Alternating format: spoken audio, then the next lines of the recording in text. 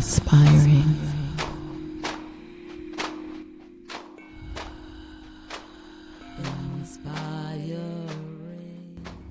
Hello, fellow weird and wild ones.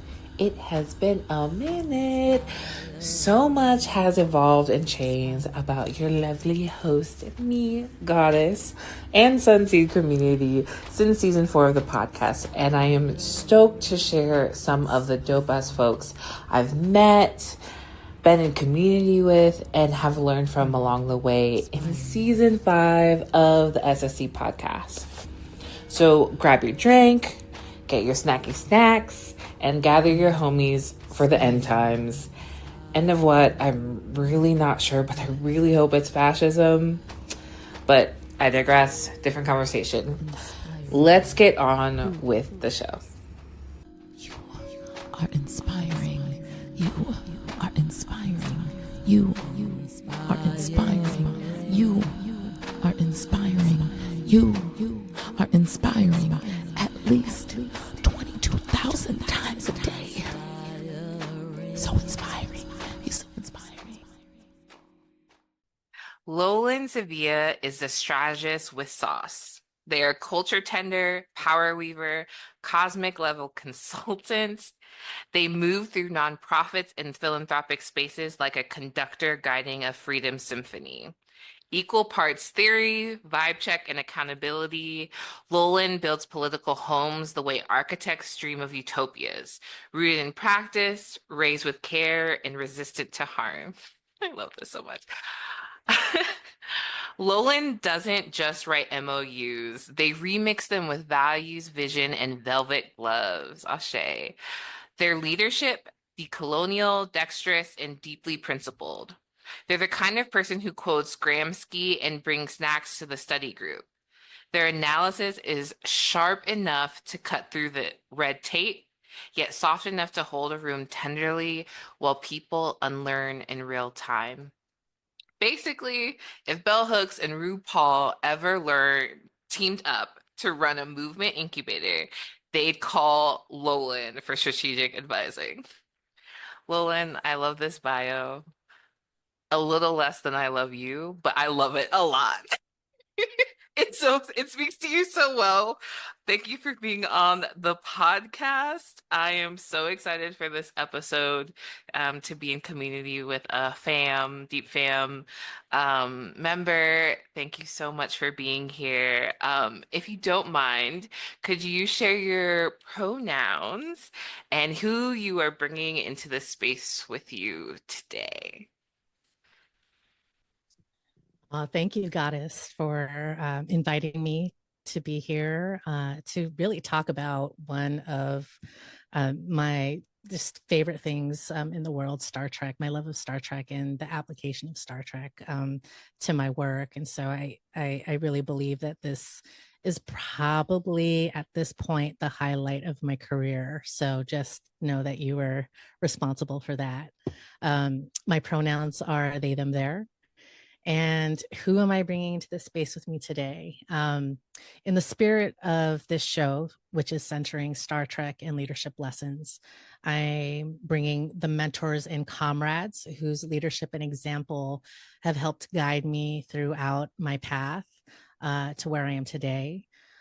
Rosario Martinez, Pat Troxel, Felicia Gustin, Dr. Connie One, Stacey Haynes, Chris Hayashi, Colette Carter, Sharon Stapel, Shelby Chestnut, Beverly Tillery, Audacia Ray, Kathy Dang, and Helena Wong, who really pushed my analysis, who really pushed my practice to align those with my actions and my intention. So bringing them in.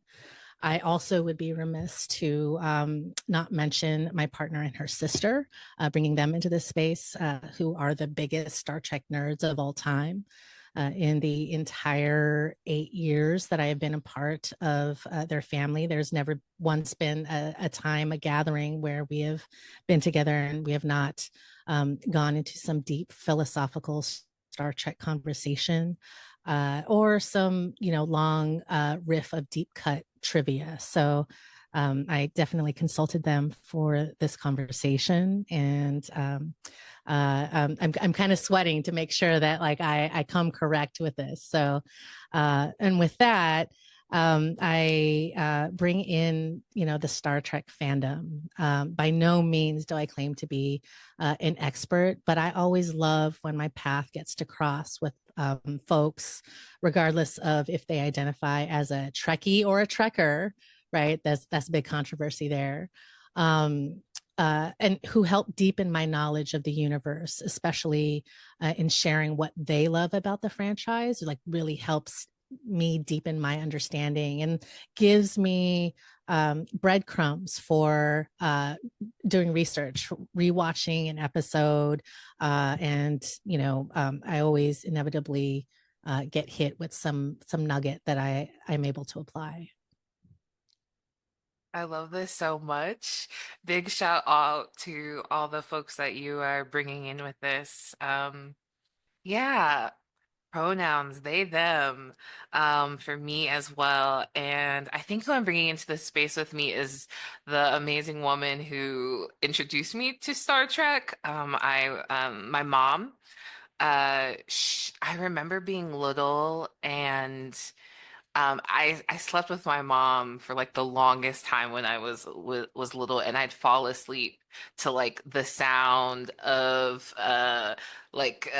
Deep Space Nine and Next Generation, and also Voyager, and I like getting my like hair braided as I'm seeing all these like alien creatures and beings like navigating relatable social, political, relational challenges that I would later find in life. And so, yeah, I'm definitely carrying my mom in with me to this conversation. So a bit about the context.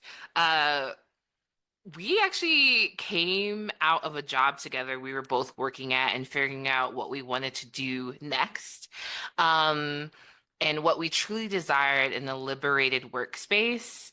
And you made the connection between the various Star Trek crews and healthy collaboration. And I was like, hands on, like, yes. Like plus plus plus plus plus plus plus. And we should also do a podcast episode. So that's a little bit of background about like how we got here.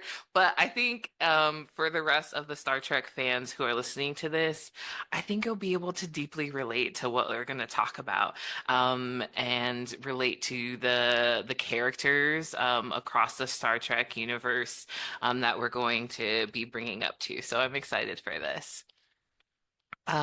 So the first question, time honored. What is your favorite Star Trek generation and why? This was the hardest question. Let me say, question one out the bat, and my neuro spiciness was firing on all axes. So, I need to share a little bit of my Star Trek lineage. So, as a child, I watched reruns of the original series. They would play it on Channel 8 every Saturday and Sunday from 2 to 5 p.m. So it was back-to-back episodes. And as a child of a single parent who was often left to my own devices as my parents worked, the original series was my babysitter was oftentimes playing in the background. And I'll be honest, I really didn't understand what was happening. I was, between the ages of like 5 and 8. But I loved the color saturation. I was trying to decipher what was always happening. But I can't say that like I had any other understanding of Star Trek beyond that. It was my babysitter. And then as I got older and the Next Generation came out, I remember family nights in our family rooms, putting out the blankets on the floor, lying on the ground with my parents and my sister and watching TNG. And so those two things like really served as a foundation for in my childhood. But where I fell in love with the Star Trek universe was during Discovery. in all its iterations of Star Trek, from the live action to the animated series to every movie in both the Prime and Kelvin timelines, we've been gifted with possibility models for how we can work collaboratively towards civil societies. We see Gene Roddenberry's vision beautifully laid out in the original series, and in particular, the Vulcan philosophy, infinite diversity and infinite combinations, which represents a belief that beauty, growth, and progress all result from a union of the unlike. So, people, species, from all walks of life being able to come together and being able to make something beautiful in the work. We've seen this across the canon, right? Women in leadership, disability and neurodivergence as valued skill sets on teams, the representation of queerness and poly relationships, respect and consent around the labor of those in the sex trades on pleasure planets, the representation of genders beyond the binary. It was always visible from the start. And so what helped me understand Star Trek Discovery's impact, not only in my life, but I think broadly, is remembering the context of the political moment that we were in when Discovery first launched in 2017, and it ran till 2024, right? So from 2017 to 2020, we were in the first Trump administration. So we were seeing then the rise of authoritarianism and democratic backsliding. The Trump administration drove deep polarization, rolled back civil rights protections, and withdrew from international agreements. We were seeing far-right populism surging globally. And so, you had Bolsonaro in Brazil, Duarte in the Philippines, Brexit in the UK, and increased repression of dissent. So seeing protesters criminalized, any kind of dissent against any administration, we were seeing very quick crackdowns globally. And so, then you layer that with pandemic politics and global reckonings that came out of the COVID pandemic, right? That it reshaped political priorities. It exposed even further inequities in health systems. We saw labor protections and governance. At that point, we're into the Biden administration, and he's having to clean up a lot of what the first Trump administration had left of the country. We're also seeing global uprisings, racial uprisings sparked by the murder of George Floyd, and the amplifying demands for systemic change by people across the globe. We're seeing supply chain issues, vaccine inequity, and the rise of infodemic disinformation fueled by mistrust in institutions. And then lastly, what we're saying now is the ongoing climate emergency, and we're in a polycrisis era. And so, at the time of in Discovery's tenure, Russia invaded Ukraine. We saw escalating conflicts in Sudan, Ethiopia, in Gaza and Myanmar, reflecting intensifying global instability, and then climate disasters. So wildfires, floods, extreme heat, and increasing in frequency and severity. So driving displacement and political unrest. All of this dovetailed to make the arrival of the USS Discovery, and in particular the plight of, at the time, Commander Michael Burnham. It really hit on so many different levels for myself, and also I would say broadly for, Black, Indigenous, API, South,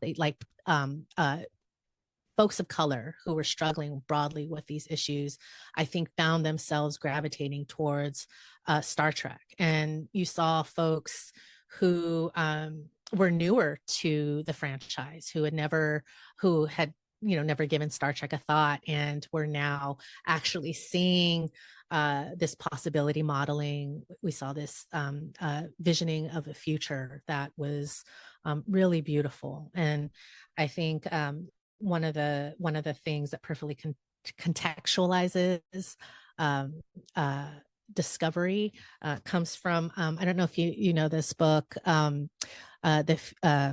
the Future is Disabled, Prophecies, Love Notes, and Morning Songs by Leah Lakshmi.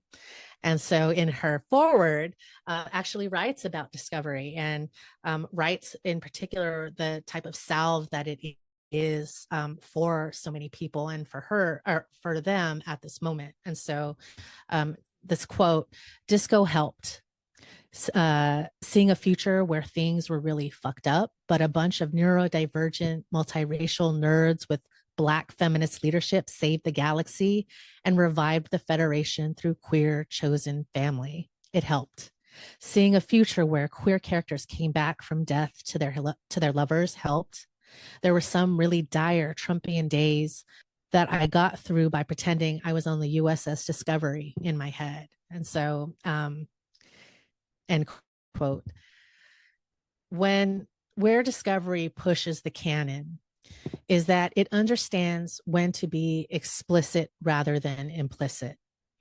When we need the narratives of our storytelling to be more than just a platform for moral and political allegories, but an actual mirror. And so I would say that previous iterations of Star Trek had always showed representation, right? I mentioned earlier, we saw queerness, we saw gender beyond the binary, we saw interspecies relationships, we saw the children of interspecies relationships. And with Discovery, though, we had folks actually speaking about it. So, Ensign Adira, I think it was in season 3, actually it chooses their pronouns and lets their superior at the time, Paul Stamets, Dr. Stamets, to that they go by they them now, and that she as a pronoun never really resonated. And the scene, Dr. Stamets is like, okay, that's cool, moving on.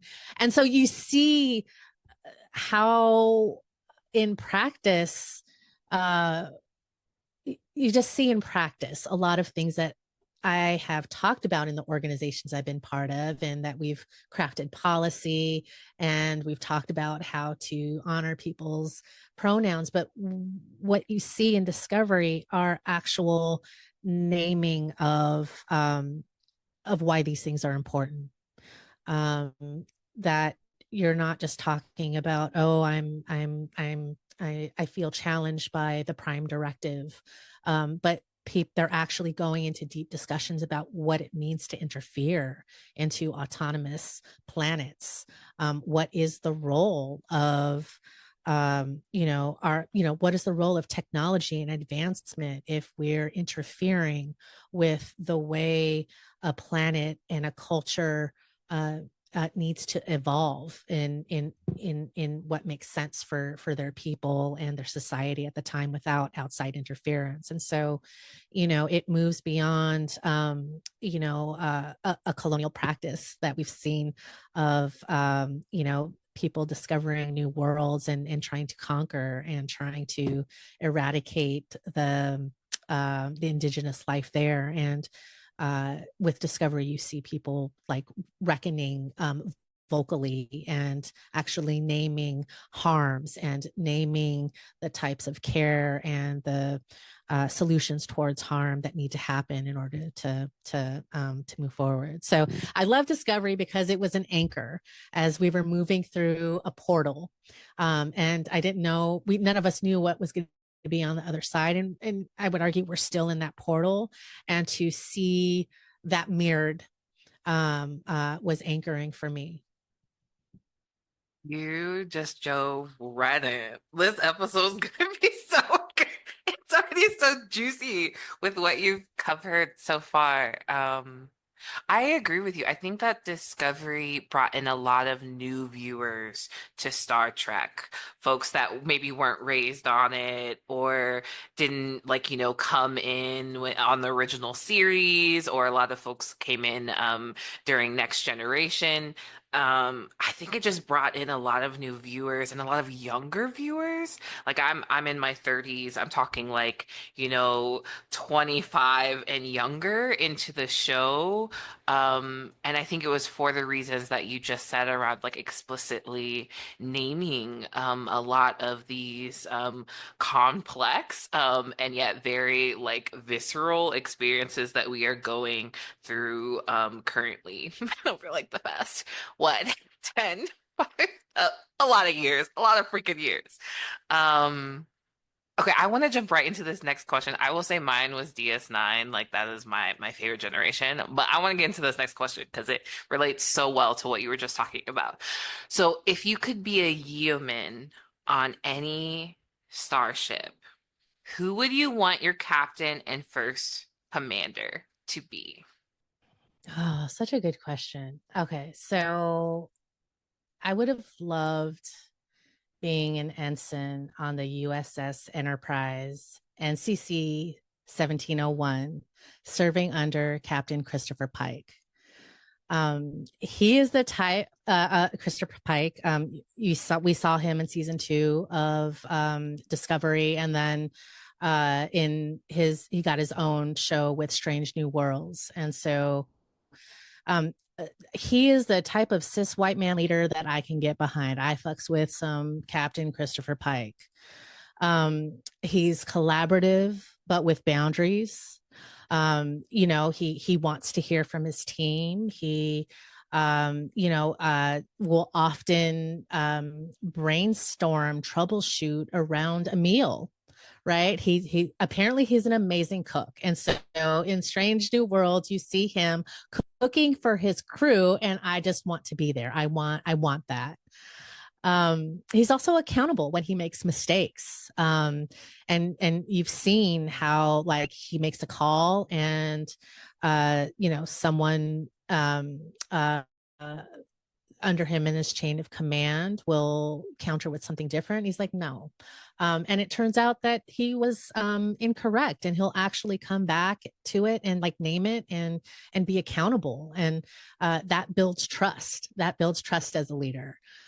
He, believes his role as captain is supporting his crew to grow into their leadership at their own pace. So he'll push, but never push in a way that turns it the other way, where someone is running from their responsibility. He really, I believe, sits and thinks about how to help support everyone on his crew, not just on the bridge, but ensures that people are feeling supported and able to rise up in their leadership, whatever that needs to look like. I think also it just goes. I have a lot of hair envy for Captain Christopher Pike. His hair is amazing, and so it really. And I sat with this a lot because, while Discovery is my jam and I am all down for Michael Burnham as captain, as she eventually gets the captaincy, that I don't know that I wanted in my ensign years to like have to travel 930 years into the future. It wasn't on your list. Like it wasn't on your bucket list. There was a lot of trauma happening on the USS Discovery. And, a lot of, there was the Battle of Binary Stars, which a lot of the crew who survived, or I'll get into this in a minute, but who I would love to serve as an ensign on, it'd be the USS Discovery under Captain Pike. I'm wondering if when they were writing Captain Pike's like as a character if they were looking back at the Enterprise, that generation, and being like, how can we fix this? How can we? Enterprise is like the throwaway Wait, generation. Like the Enterprise as in Bacula? yes. Like as with like the generation, not the Starship Enterprise, but like the generation Enterprise is um the gener I feel like they made that specifically for white cis hetero men, and like we want you back. We just want you back on the team. This is for the good old boys. And so I wonder if when they were writing Captain Pike, they're like, yeah, we fucked up. We fucked up, and let's fix this. Um, yeah, I really like your assessment and appreciate the hair envy for Captain Pike. I think mine would. Okay, it's a mixture. So I think I would want to have Chakotay as my captain. Oh, I could look at that man all day. So Chakotay as my captain and Seven of Nine as second in command. I think they're a nice about Chakotay is really rooted in not only what it takes, like I would say like logically to be in like a leader of like a large fleet, like a large group of people and make hard decisions, but also just like emotionally I feel like he's very attuned to what his crews are going through. And Seven of Nine I think would help to balance that with just like her logical and like very matter of fact nature. Or I would want Seven of Nine as captain and Counselor Deanna Troy as second in command because I'm here and all them leadership team. Like, please, yes. I think those would be my two go to. Okay, we're actually gonna Wait, go. Oh wait, no, go ahead, go can ahead. I ask a follow-up question? I'm scared, but Um, yes. no, so for Chakotay, like captain of Voyager or captain of the Maquis? Oh my gosh. Well, I think I was thinking of like a brand new ship. Like they've already lived Mhm. like through being, captain of the Maquis and then also second in command of Voyager. But this is like a brand new ship. So maybe there's other folks from that crew that are also on this crew. So he's had like years under his belt of like They leadership made at it through this the point. Delta Quadrant. Yeah, they made it through the At home. Delta con. Yeah, Okay. like we are back home. They're like, we need you to go back out, and he's like, but I gotta do I love that. I love that. Yeah. it. Okay, so we're actually gonna go into our first break. I know that commercial breaks are usually a time where you skip through. I do that. But I encourage you to actually listen to these commercials because they are from local and national organizations that I feel you should be supporting. So please enjoy this commercial break. Peace, y'all. I'm Spirit Press McIntyre, Spirit, they, them pronouns, and I'm really thrilled to have my piece 22,000 be the musical feature for Sunseed Community Podcasts Season 5. In addition to being a composer, I'm also a musician, cellist, lyricist, vocalist. I am an artist coach as well as a garment constructor. So if you want to find out more about me, you can check out my website, spiritpiercemcintyre.com. You can also email me directly if you want to work together, mcintyrespirit@gmail.com, mcintyrespirit@gmail.com. And you can stay up with me on IG at McIntyre Spirit. Peace, y'all. Welcome back. All right, next question, Lolan.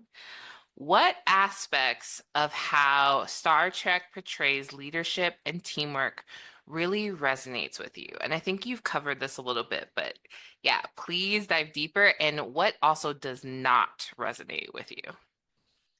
Okay, so let me start with what resonates for me. So the first thing this comes from the last season of Discovery when they're on what feels like the most amazing treasure hunt.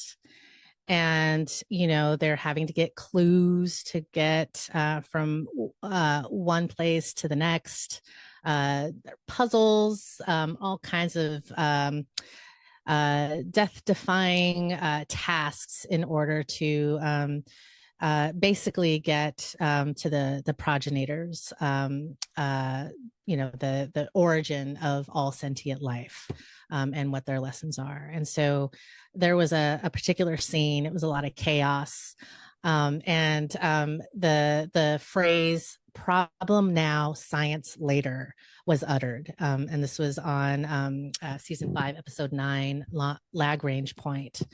And so for me, it emphasizes a lot of trust and accountability that has been built into the relationships of crew members. And so on one end of the spectrum, because they're all STEM nerds, you see folks get super excited about some amazing science that's playing out right in front of them. Cool. But, we're in the middle of a crisis, so maybe not the most appropriate time to bust out in the step-by-step science and mechanics of what is happening. So problem now, science later. And then on the other side of that coin, what happens when there's a disagreement that happens within the chain of command during a vital moment? Maybe there's a conflict, but that specific moment is not the time to process. But we will get to address the issue once we're past the initial crisis, because we've seen that good leaders understand that to leave conflict unaddressed means it will absolutely come back to bite you in the ass. Like in the middle of a high stakes mission, we're in a nebula, it's about to collapse on itself and develop and envelop a neighboring planet. I don't need to know the steps, just do it. Or, like if there's conflict, it's like, we can't process this right now. Problem now, science later. We promise to get to it, but now is not the time. And so I have been in many situations, in organizations, in the middle of a campaign, in the middle of an action, where something like that has happened. And, there's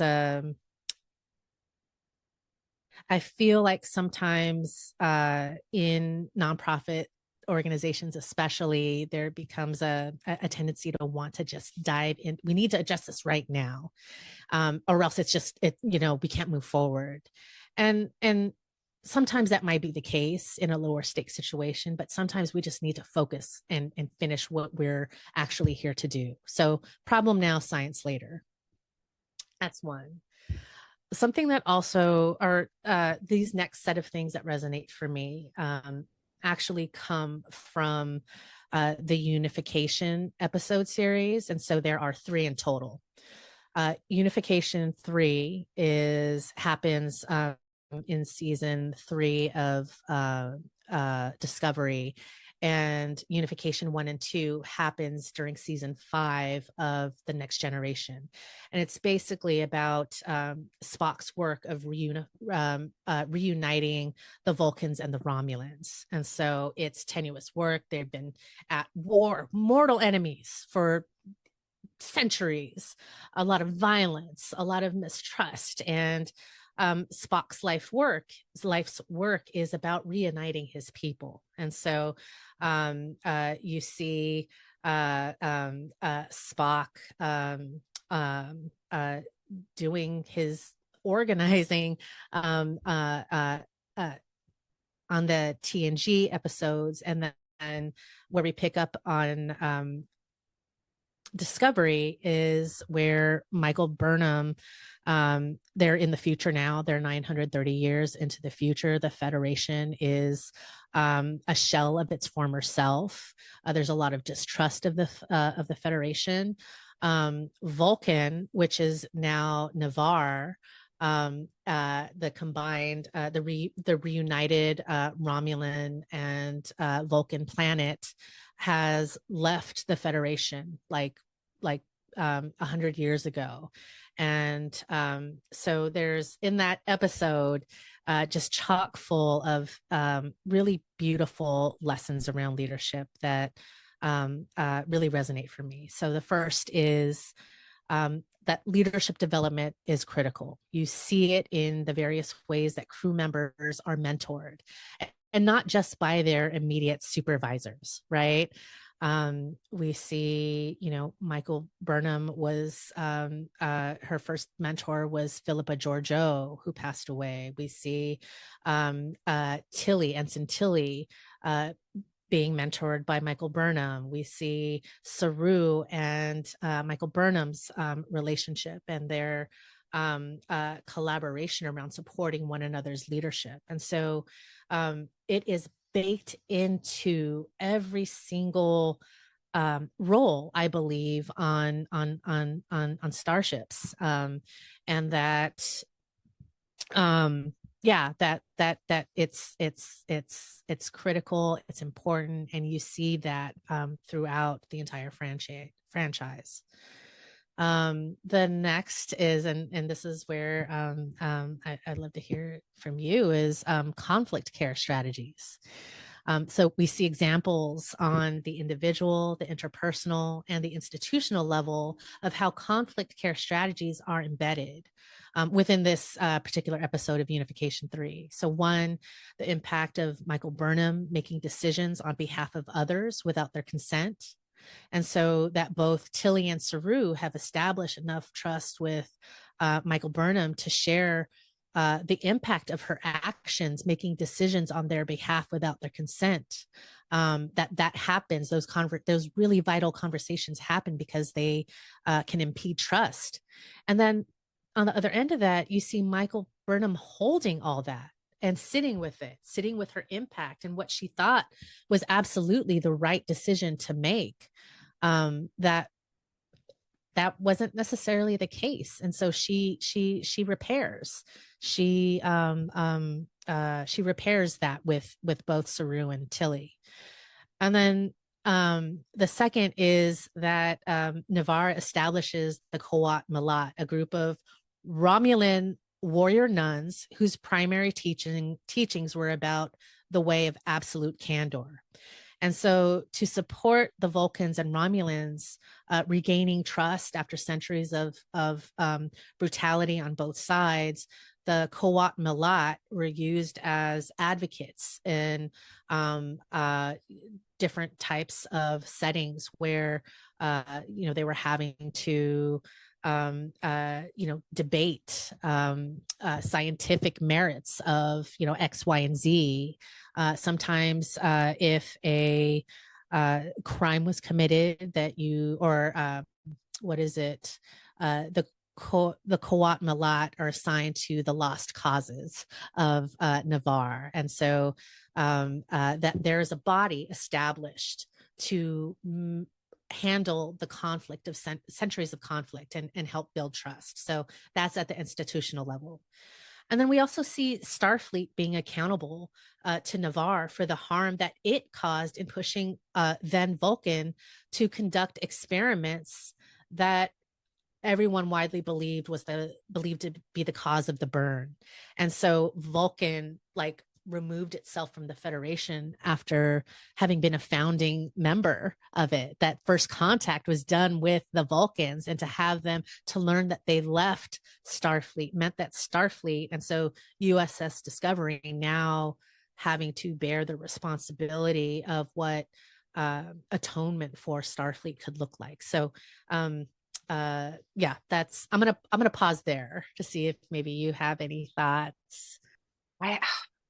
I think thank you for what you shared thus far, because it is spot on, and I think is a good way of kind of looking at the bigger picture of the socio-political ways that conflict is kind of shows up in Star Trek, but then also on internally within the starships, how it shows up. And I think that is more so what I think about when I'm thinking about conflict care, of how the different characters. I'm thinking specifically of Alana Torres, love Alana Torres, and Tom Paris, and how their characters, they were never like asked to check part of themselves at the door. Like Alana Torres is a firecracker and like will speak her mind. She shows when she's angry, when she's disappointed. Like Tom Paris is like the quote unquote like cool guy and like does not follow rules, and those like that has consequences, but it's never like they're never shamed or asked to remove parts of themselves, but they're just asked to grow and like find their place in the collective like of the crew. And I see that with all the characters of like there are so many different personalities. There are people that I wouldn't necessarily want to be friends with or work with, but they still show up. Like O'Brien probably would not want to hang with him. But he shows up for the crew, and part of how he shows up and part of his like what he has to offer is parts of his personality that are quite like brass, or I would say like rough around the edges, but that like leads to him making an amazing leader as a part of like as a leader of the engineering crew. So when it comes to conflict, I see that everyone is accepted for who they are, kind of like in like you know in a family, like you accept people for who they are, but you still have boundaries with them, and they still are asked to be held accountable for when they don't make the greatest of decisions.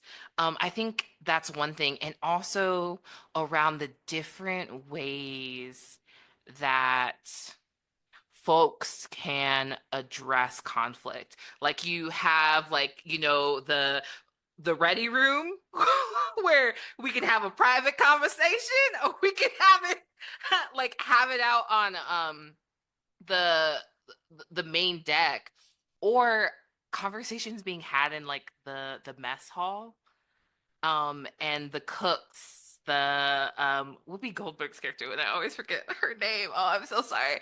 But like Guinan. yes, yes. Like there are different people who like folks are going to as like refuge, as ways of like kind of getting out like what's been frustrating about the mission or someone on the team. They have all these different people who they can go to help them as they're trying to figure out how to solve really complex relationship dynamics, and like complex like like intership like ship like issues as well. So I think that that's really important. And I love when they started having a therapist on the crew.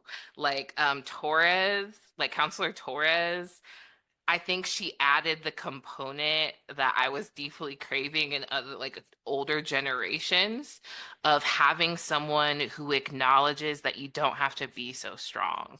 You don't have to be perfect.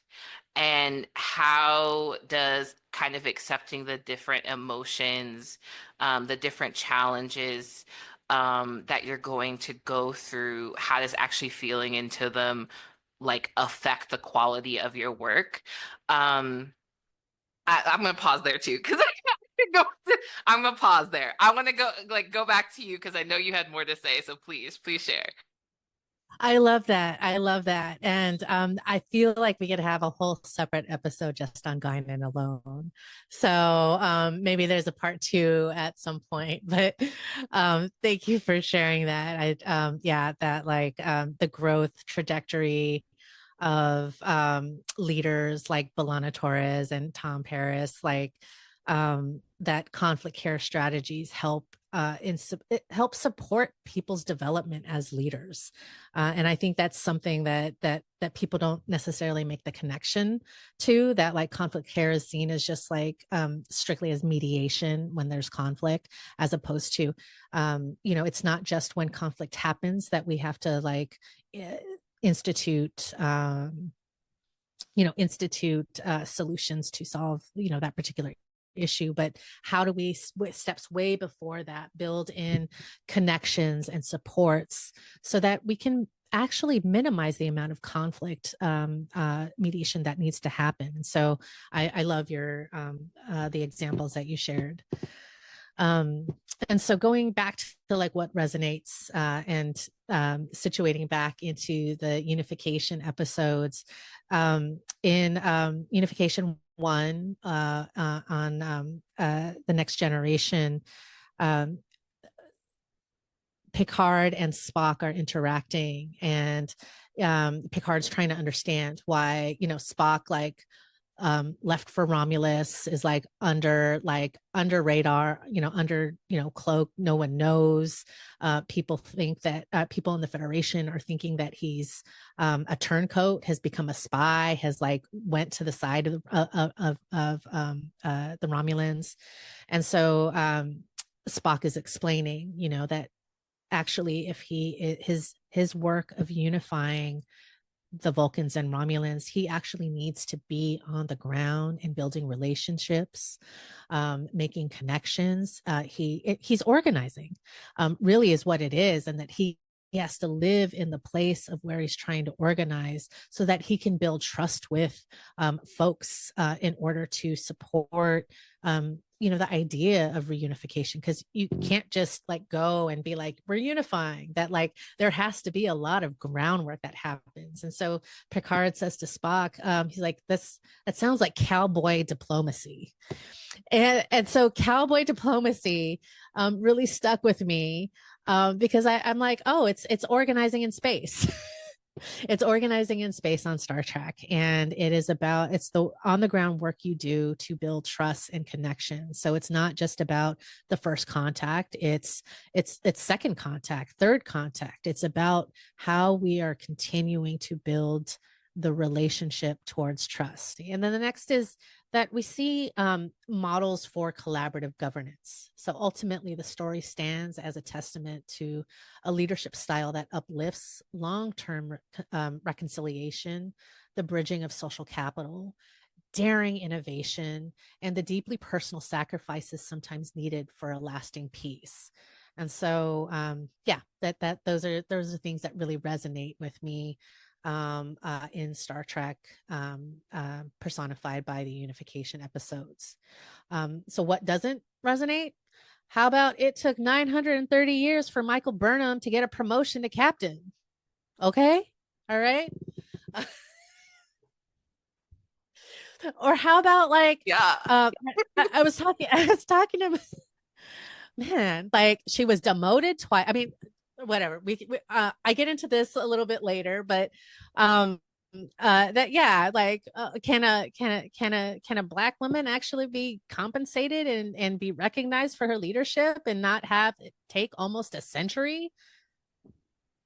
So yeah, apparently not in the future or now.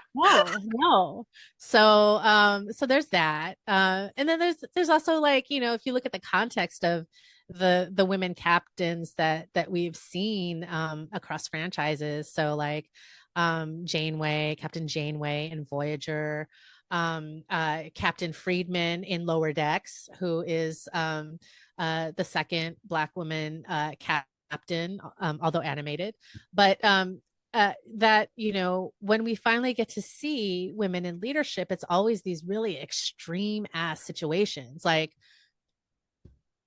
what was it? Voyager was a 90-year voyage out of, right? So it's like, okay, sure, Janeway, you handle this mess.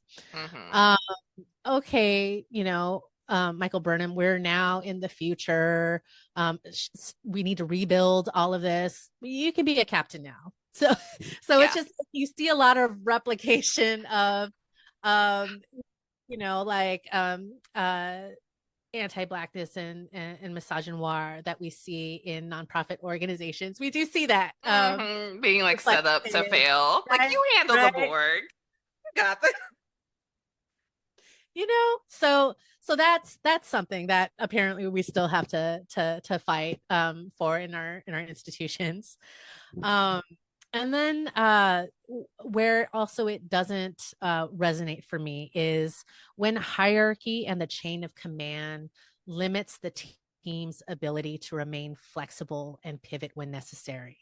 and that it potentially limits more abundant solutions.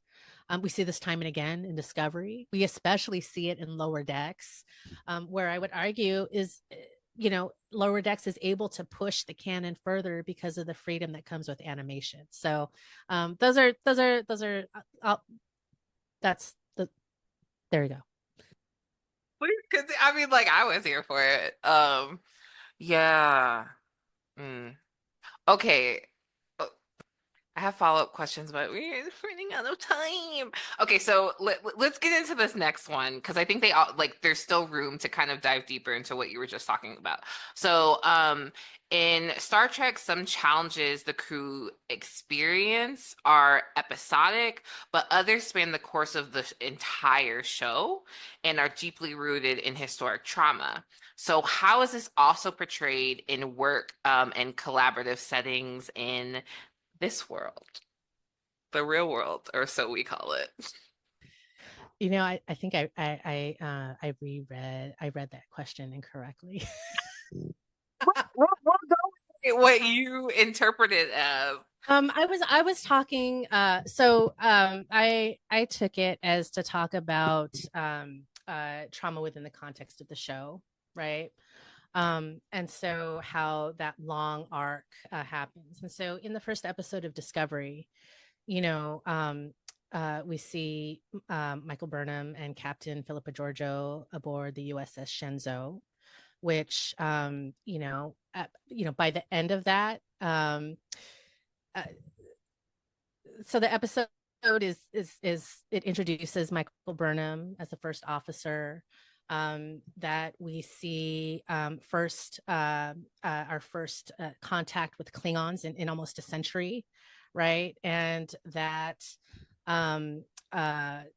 now we're in escalating we're seeing escalating tensions with the Klingons. And so Michael Burnham decides to she argues for a preemptive strike, referencing the Vulcan Klingon history, and that Vulcans earned Klingon respect through displays of strength. And so the episode was called Vulcan Hello, and it was a strategy of like showing strength in order to engage with the Klingons in a peer-like way, because if they saw you as weak, then that was a no-go. They weren't going to engage. And so Michael Burnham was really, really just on this, and Philippa Georgiou was like, no, that's not what we're going to do. We're going to follow protocol. And Michael Burnham decides to do it anyway, and instigates the Battle of Binary Stars, which ends up getting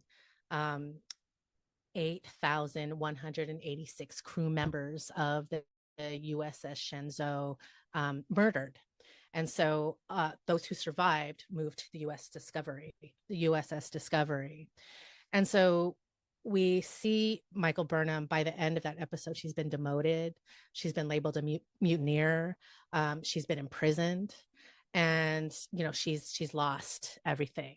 And so when we move into the first season and really through the whole arc of Discovery, Michael Burnham, that grief, that guilt, that need to atone is the driver for how she moves throughout the rest of her career, right? So yeah, that atonement has not just around being getting back to her rank that she was at, but it was also like the interpersonal relationships. People died, that the survivors who were now on USS Discovery with her are now are disabled, and are having to use accessible devices to now live. And so she's needing to make amends on the interpersonal level with her various shipmates. She's having to rebuild trust within the federation of her leadership. And she does that, like she's does that from the like just from the ground up, and is given a lot of shit. And some of it is absolutely like it's called for, right? Because she, like, her action, the impact of her actions caused harm, regardless of what her intentions were, regardless of the fact that she is an exemplary, like she's good at her job.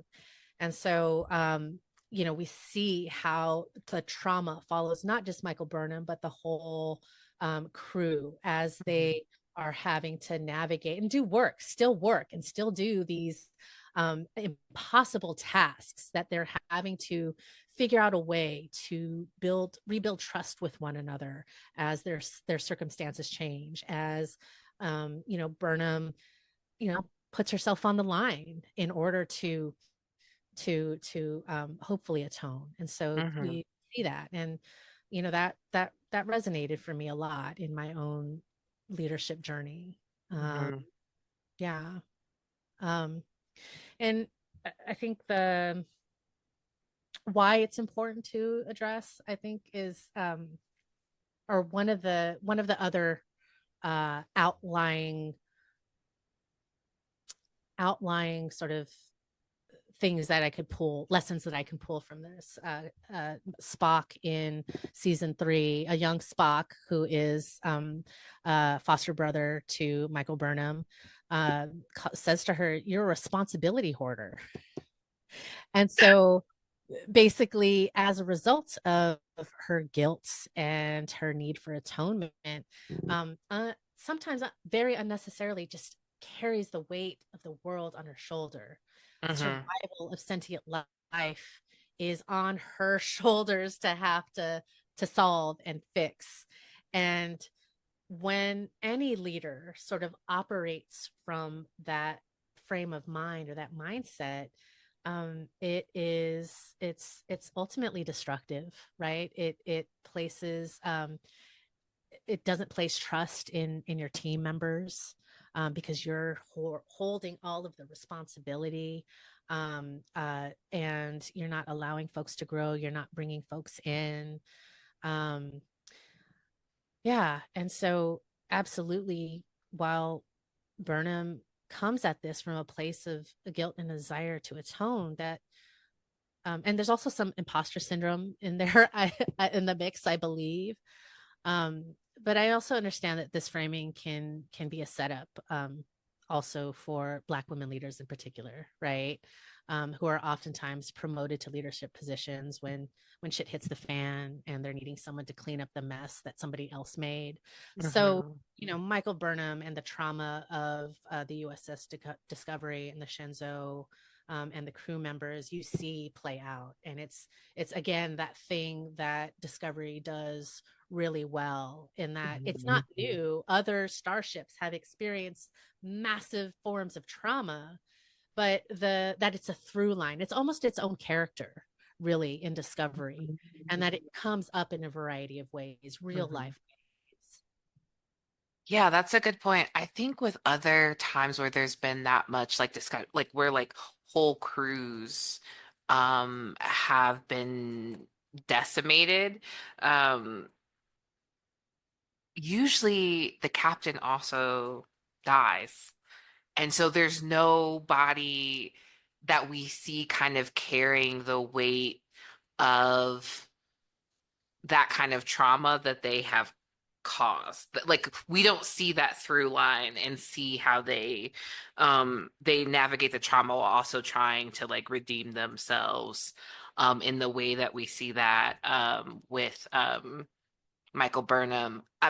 I'm curious what your take is also when talking about how like Michael Burnham is kind of navigating this around the difference between how Tilly and Michael build a relationship versus how like Saru and Michael build their or rebuild their relationship, because I think Saru holds Michael accountable in a different kind of way, or is quite honest with Michael about like how he feels about her and her past actions and current actions, and you see him changing his mind over time, but still holding true to certain things that like I think act as a mirror to Michael.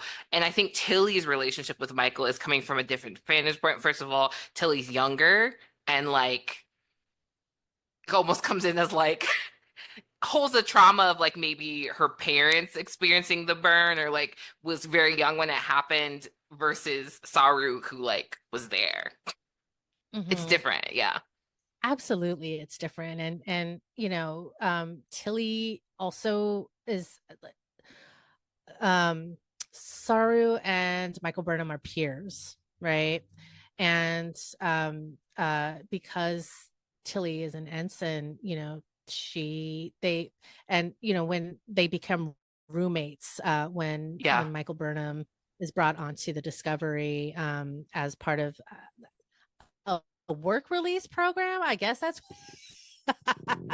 it was a work release program essentially. Gone awry or Um, something? I don't know. Work release is already awry. But anyway, let me stop.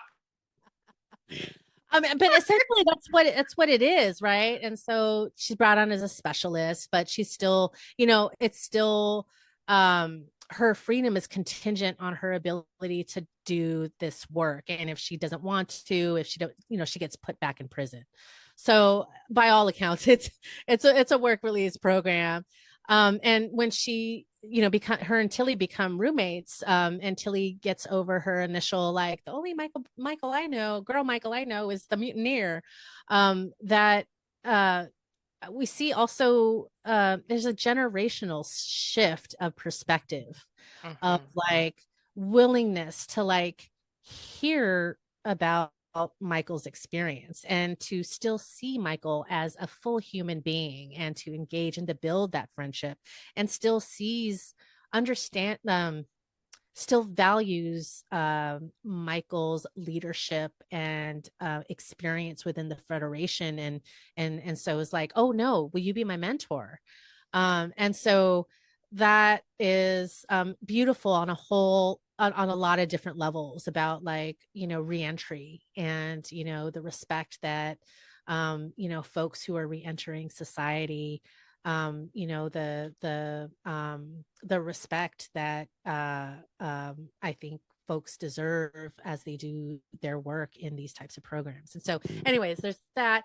But also, in that episode, the unification episode, where Tilly is actually, when she's talking to Saru, and Saru's like, asks Tilly, essentially, Michael has been demoted from his number one, and he asks Tilly to be acting number one in Michael Burnham's place.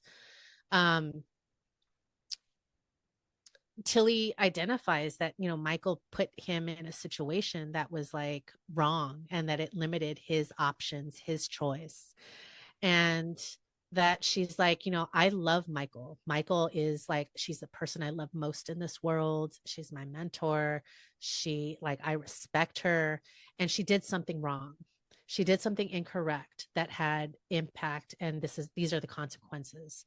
And I feel like that is, I mean, I feel like I can make a lot of correlations to that experience with my working with, like millennial or Gen Z, like folks in nonprofits, where the attitudes of the old guard are, you see it crumbling. You see like the ways that we had thought about punishment, like being tweaked on its head, that people can come back for that.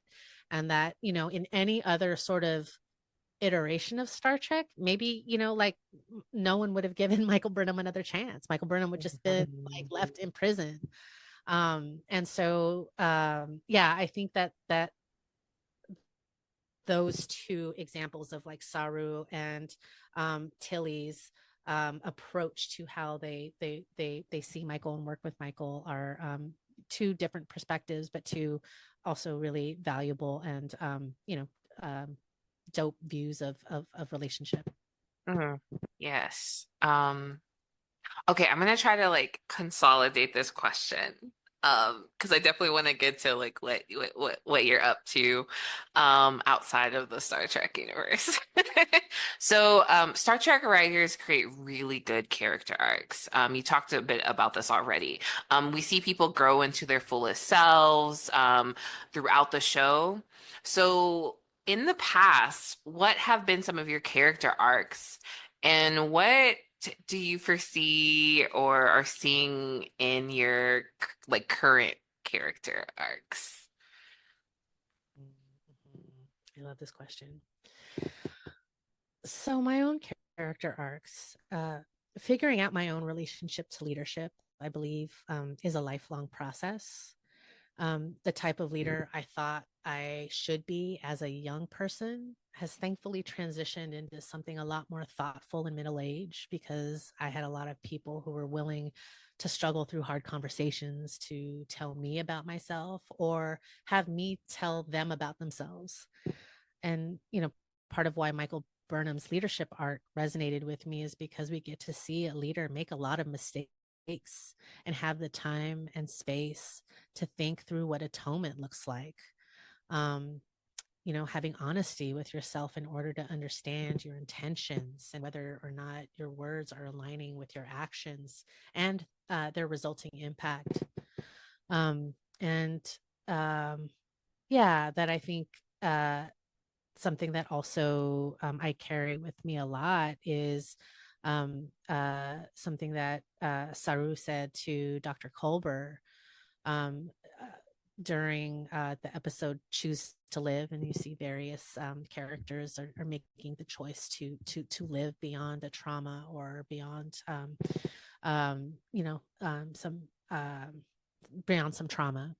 And so he says, sometimes the most important thing we can do is to reach for one another. And I think that this period of time, reaching out to those folks who get what you're doing, who are cheerleading you, who can be a good sounding board, because you know that your best intentions around how you want to grow is where they're coming from. And so yeah, that I hope that I continue to find the connections with folks in the movement, folks in the communities I am part of, that help build healthy connection, that help build tangible solutions to the problems we find ourselves with, and that really at the end of the day, it's how we bridge our social capital. That's so beautiful. Can you share a bit more about who are these folks who are supporting you as your story unfolds? I feel like that's a perfect setup because you are one of those people. Right back at ya. Yeah, no, I mean, I think, you mentioned, the job that we were at where we first met, and that you always from, the time you first landed there, were always so willing to collaborate. And I think that for me, that's number one, like willingness to, or just understanding that no individual can be the only solution. I find it suspect, leaders who are just leaders of their own, like prop up their own leadership, and they're not giving props to like actually the team of folks who are supporting them to be able to do what they do in the world. And for me, that collaborative governance is something that I'm really excited about, and that when I see people who are mirrored, uh, who are mirroring the same thing, I gravitate towards them. So there's you, Dr. Connie One. I mentioned her as one of my comrades at the beginning, at AAPI Women Lead. What she is doing with AAPI women in the Bay Area in particular, and building a political home and doing the work of addressing gender-based violence has been really inspiring, and she's been someone that I've collaborated with since we were young little young little organizers running the streets as a hot mess. Or I'll speak for myself. Let me speak for myself. And like, oh, so many good organizations, like people, there are a lot of folks. There's always Audre Lorde Project in New York, CAAAV, organizing Asian communities, also in New York. Right to the City. These folks and the folks who inevitably end up working at these organizations are the folks that I ultimately are folks that I choose to fucks with. What's that? Yes. Discernment and who you fucks with. Yes. Yes. And right back at you as well. I think over the time we've met, like since we've met, I've really appreciated how even in like preparing, like, so side note to the folks who were not a part of the background of creating this, like Lola was sending me text messages of like like the mind map of how they wanted to answer the questions and all the background research they were doing, and that like that deep diving into things that you're passionate about and how you show up in other collaborations and in our collaborations of like, I really want to get this. I need to go deep so that I understand, and so I'm not just like talking from the surface level about things. Like I really appreciate that.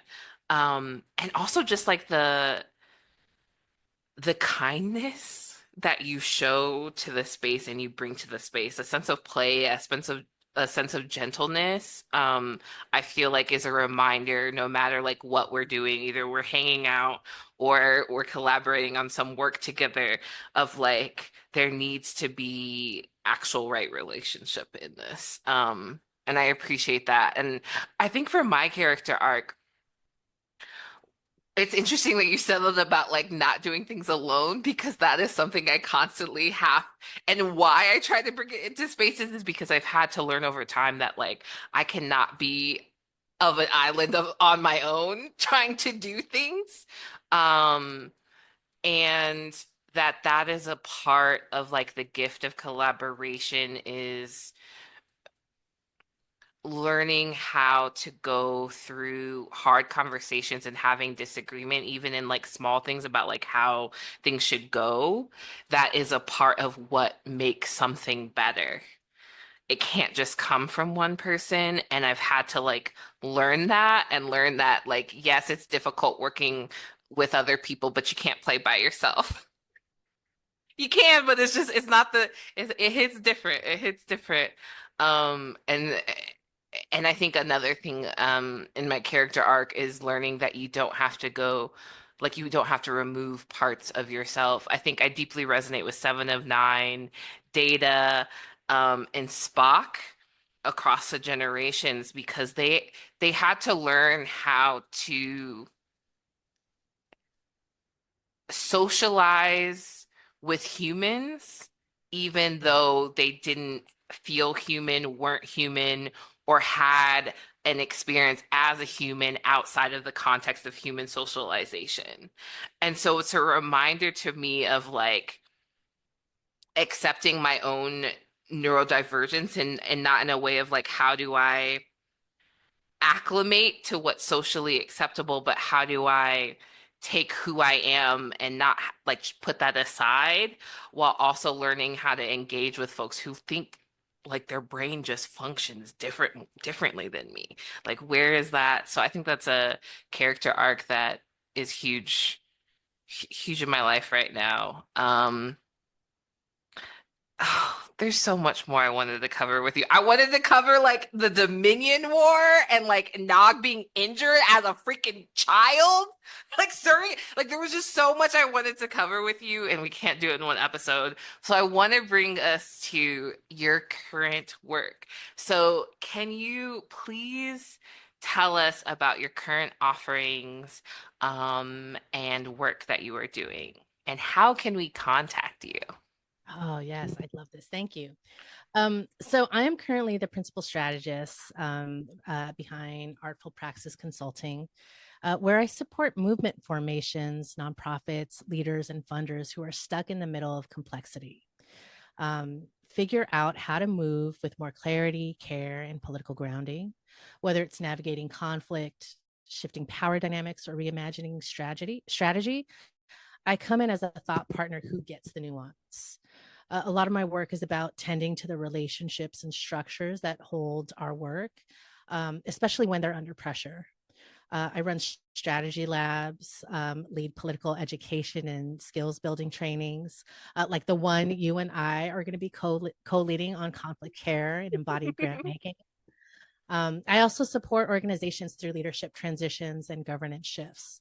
At the end of the day, I'm just really invested in building political homes, not just better spreadsheets. I'm here to help folks practice the future and not just plan for it. So if you are interested in talking more with me, learning more about Artful Praxis Consulting, you can visit our website at www.artfulpraxisconsulting.org. And then we also have pages on LinkedIn and Instagram with the handle at Artful Praxis Consulting. Thank you so much, Lolan. Oh, please continue. No, I was just going to thank you. I was just going to thank you. This really Thank you, was sir. the most fun assignment ever. I feel like if I can advocate for a part 2 at some point, there's still a lot for us to talk about. But thank you so much for the invitation and for, thank you. Yeah, thank you. This has been a journey in and of itself, and I'm like, maybe we should just have our own podcast where we just commentate on like go through all the generate and comment. I think I would eat that up. I don't know if other folks would, but I would eat that up. I love this, and I also want us to have a friendship photo shoot in like the ready room. Yes, I'm all for that. I feel like we can do like our own version of Mystery Science Theater 3000, and we're just commenting on all things pop culture and their political relevance. Yes, please. Yes, please. So coming up, y'all. That was the word. Okay, so thank you again so much.